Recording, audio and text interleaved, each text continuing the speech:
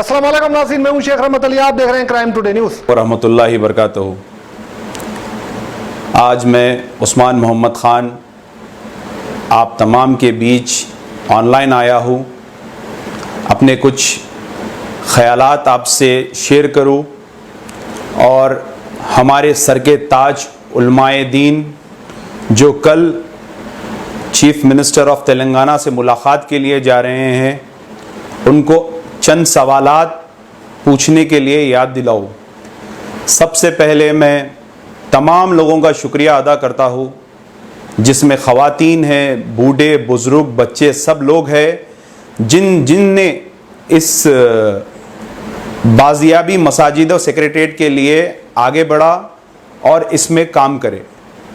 सबसे पहले मैं जॉइंट जेएसी के मुश्ताक मलिक साहब का और उनकी तमाम टीम का तहे दिल से शुक्रिया अदा करता हूँ, जिन्होंने 1 मिलियन सिग्नेचर मुहिम का आगाज़ किया और अवाम को बेदार किया कि सेक्रेटरीट के 2 मसाजिदों को शहीद कर दिया गया। और मैं अमजदुल्ला ख़ान साहब का शुक्रिया अदा करूँगा, जिन्होंने काफ़ी आवाज़ उठाई। मैं मोहम्मद अली शब्बीर साहब का शुक्रिया अदा करूँगा, उन्होंने सबसे पहले अपने घर पे काला सियाह झंडा लगाकर एक 30,000 सियाह झंडे पूरे तेलंगाना में डिस्ट्रिक्ट पे लगाए। और मैं मतीन शरीफ साहब का शुक्रिया अदा करूंगा, जिन्होंने स्टिगर की मुहिम निकाला। और मैं पीर शब्बीर साहब का शुक्रिया अदा करूंगा, उन्होंने जेल भरने के लिए और सीएम को वार्निंग दी। और मैं ख्वाजा बिलाल साहब का शुक्रिया अदा करूंगा, जो हाई कोर्ट से लेके सुप्रीम कोर्ट तक इस मसाजिदों के लिए आगे निकले।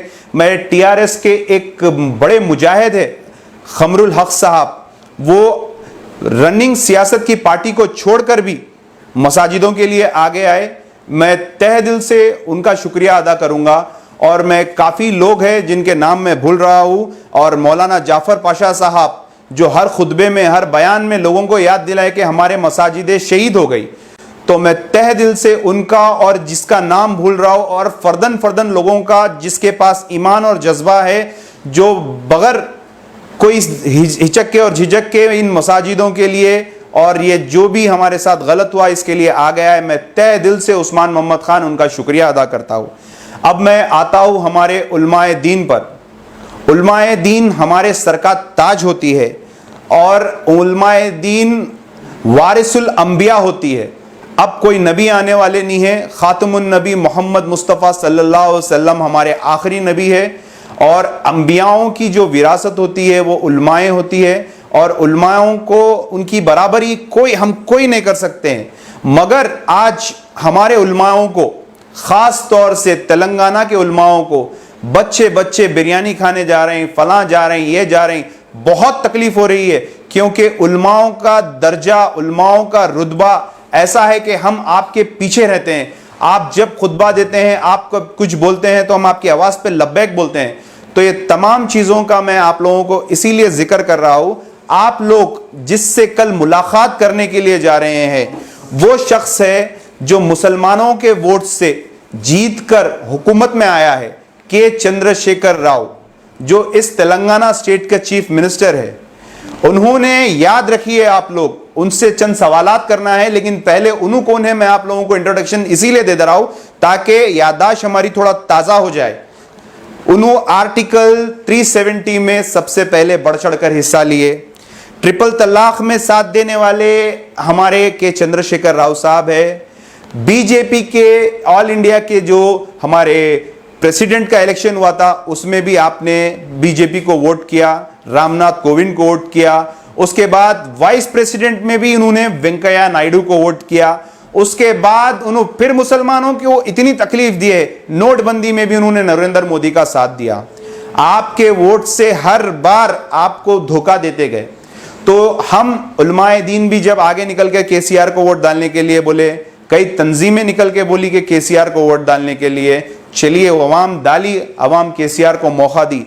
मगर ये केसीआर उसके बाद अवाम को क्या क्या वादे करे।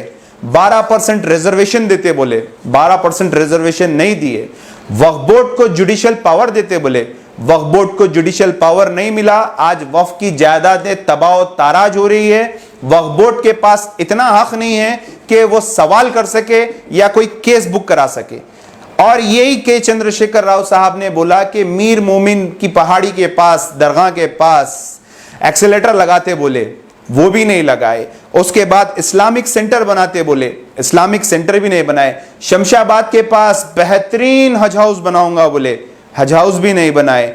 मुसलमानों को रिजर्वेशन दूंगा बोले, नहीं दिए। ओल्ड सिटी को 10,000 करोड़ रुपए लगाऊंगा, इस्तांबुल बनाऊंगा बोले, वो भी नहीं करे। और केसीआर साहब वो शख्सियत है जिन्होंने हाईवे से, ORR से, रेलवे स्टेशनों से, बस स्टॉप से, गवर्नमेंट इदारों से, स्कूलों से, पुलिस स्टेशनों से उर्दू को गायब कर दिया। दूसरी लैंग्वेज नहीं, आखिरी लैंग्वेज भी नहीं रखे उन्होंने उसको। तो ये आप लोग दिमाग में रख के जाइए आप किस से बात करने जा रहे हैं। और मैं आप लोगों को चंद और चीजें बोलूंगा जिसमें आलेर का इनकाउंटर है। ऐसे कई चीजें हैं। जहांगीर पीरा की दरगाह को के चंद्रशेखर राव साहब 50 करोड़ रुपए से डेवलप करने वाले थे। या इनकी हुकूमत औरंगजेब आलमगीर के जैसा 50 साल की तो नहीं है, 6 साल गुजर चुके हैं इनके, अब तक एक चीज नहीं हुई। ना माइनॉरिटी में फाइनेंस मिला किसी को, ना कुछ माली मदद मिली। माइनॉरिटी कमीशन का जितना भी फंड है वैसे ही चले जा रहा। तो मैं हमारे उलमाए दीन को गुजारिश करता हूं, एक टाइम था हमारे मौलाना आखिल हुसैन हुसामी साहब सेक्रेटरिएट के मसाजिदों को रिस्टोर करने के लिए काफी मेहनत करे थे और आप संगे बुनियाद रखे थे। और अब्दुल रहीम कुरैशी साहब, उन्होंने भी मस्जिद हाशमी की बुनियाद रखी थी कांग्रेस के दौर में जब शबीर अली साहब वजीर थे। तो मैं आपको इसीलिए याद दिला रहा हूं कि आज कोई मसाजिदों के लिए बात नहीं कर रहा है। अब मेरी बात को थोड़ा तवज्जो फरमाइए। आप जब चीफ मिनिस्टर के पास जाएंगे तो आप खुद बात करेंगे, ना कि असदुद्दीन ओवैसी बात करेंगे और आप लोग बैठ के सुनेंगे। आप हमारे सर का ताज है, आपको हम फॉलो करते हैं और आप पे एतमाद करते हैं क्योंकि लोग सवाल उठा रहे हैं। आप जाएंगे फिर बिरयानी खा के आएंगे। मैं एक अदना सा बच्चा आपको मशवरा देता हूं, आप पानी तक मत पीजिए, आप चाय तक मत पीजिए उसके पास, और अपनी आंख में आंख मिला के सबसे पहला सवाल आप यह करिए कि तू हमारे मस्जिदों को ढाता कैसा, तू हमारे मस्जिदों को शहीद कैसा करता। यह आपका पहला सवाल होना चाहिए। और मस्जिदें के साथ साथ जो आपने गुलिस्ता मीटिंग करी थी चीफ मिनिस्टर के साथ, उसका जो तयखून था, क्या उस तयखून पे चीफ मिनिस्टर पूरे उतरे? नहीं उतरे। एक खाना मस्जिद फिर से याद दिलाइए। जब आप लोग बैठेंगे तो ये तमाम चीज का कमिटमेंट लेके आइए ताकि हम आपको फिर अपने सर का ताज के समझ के आप पे गुरूर कर सके, ना कि हम अफसोस कर सके कि हमारे उलमाए दीन ऐसे क्यों हो गए। तो मैं फिर बोल रहा हूं, एक खाना मस्जिद, उसके बाद दूसरी अगर कोई मस्जिद है तो वो खम्मम की मस्जिद है, उसके बाद सेक्रेटरिएट के 2 मसाजिद उसी जगह पे बनना चाहिए, ना कि उस जो बिल्डिंग बनेंगी वहां पे। और अगर बनना चाहिए तो इमीडिएटली कल के दिन आप लोगों को वहां पे लेके जाके जगह की आप पहचान कर लीजिए। वहां पे जगह की जब शिनाख्त हो जाएंगी तो वहीं पे नमाज चालू करा दीजिए। वहीं पे लेबर भी काम कर रहे हैं तो नमाज बराबर पढ़ेंगे, 2 मौलवी साहब भी रहेंगे तो वहीं ऑलरेडी मस्जिद हाशमी और मस्जिद सेक्रेटरिएट के इमाम और मौज़िन हैं, तो ये बराबर होगा। अगर ईमानदार रहेंगे के चंद्रशेखर राव साहब तो कल का कल आपको दे देंगे।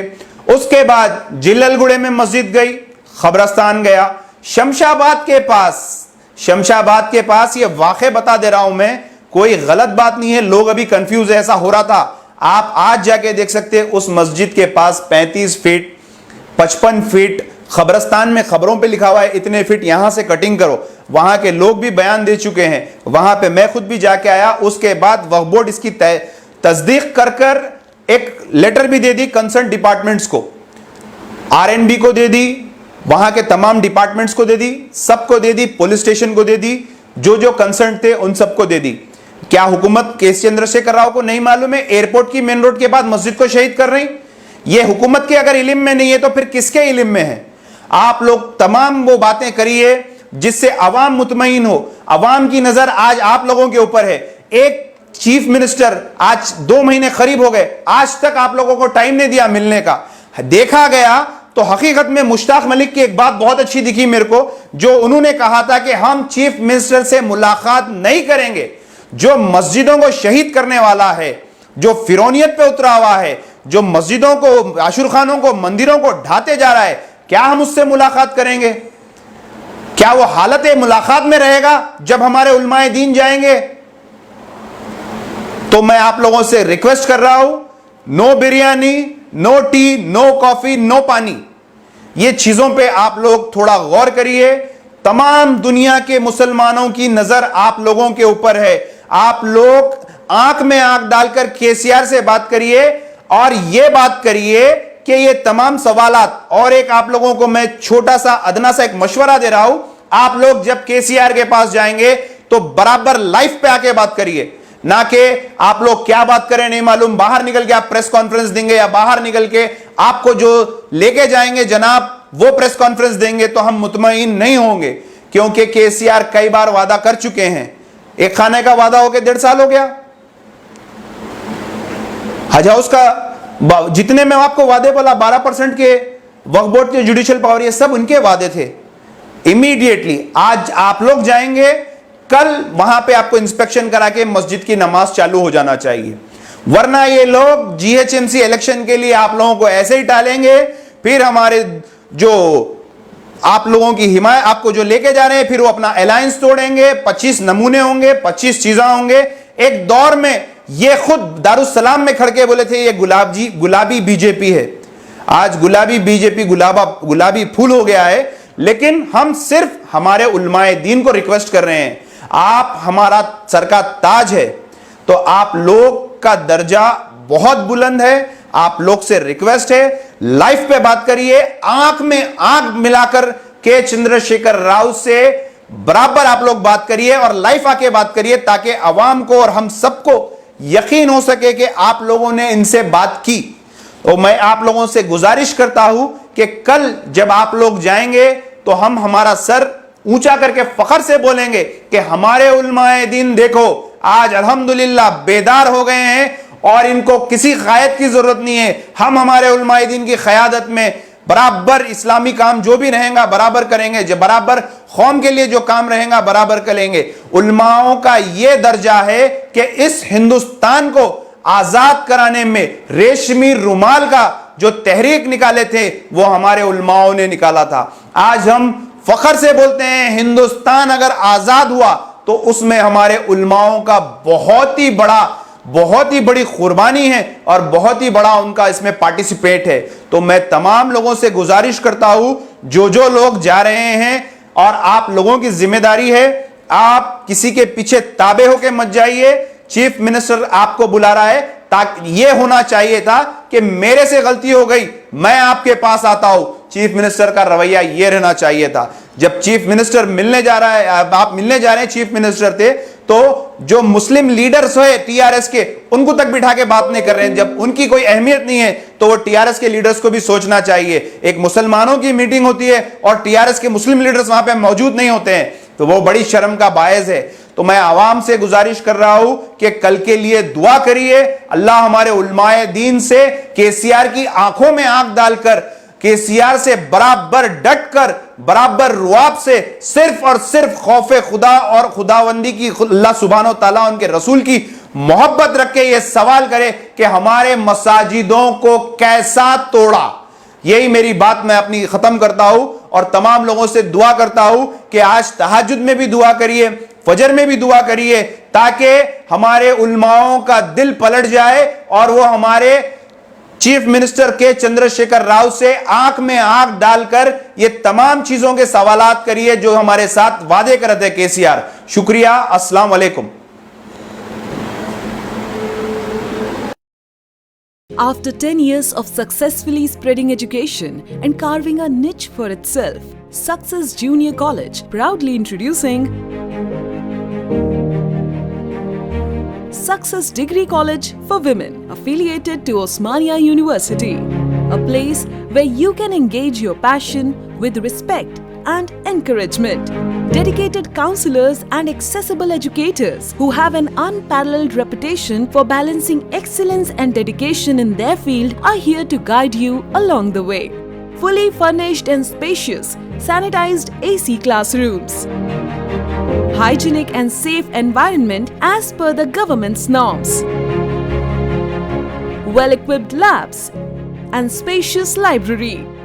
Courses offered: BSc Nutrition, BSc BZC, BSc MPCS, BBA, BCom Computers, BCom General. Hurry up! Admissions are open. Success Degree College for Women, IS Southern, X Roads, Santosh Nagar, Hyderabad.